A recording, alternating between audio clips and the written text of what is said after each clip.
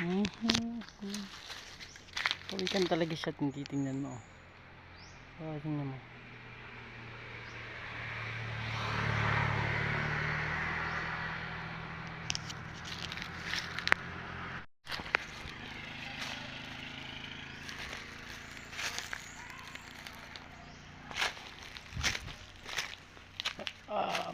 Hello, kita niyo ba yung nakikita ko?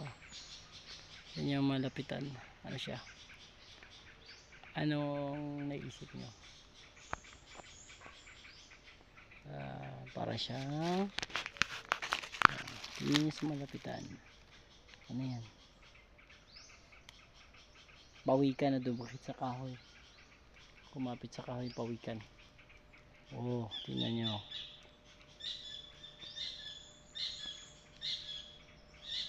Pawikan yan, guys. Ganda ng pagkakaugis.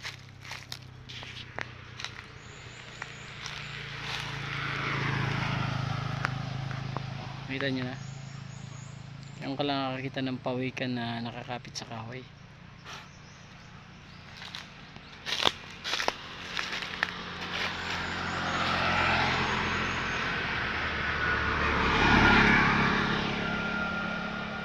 Tingnan nyo pagka malayuan o sa malapitan. So guys, tingnan ko siya sa malapitan.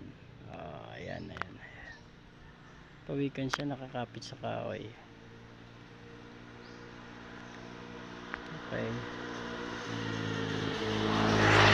So,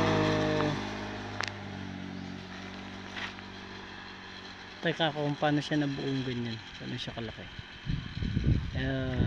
Ang malaking tanong ko, bakit ibang puno yung nariyan nakakapit?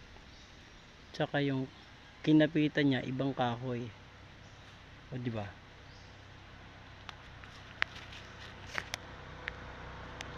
So,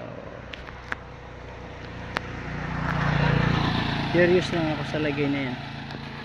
Paano nangyari?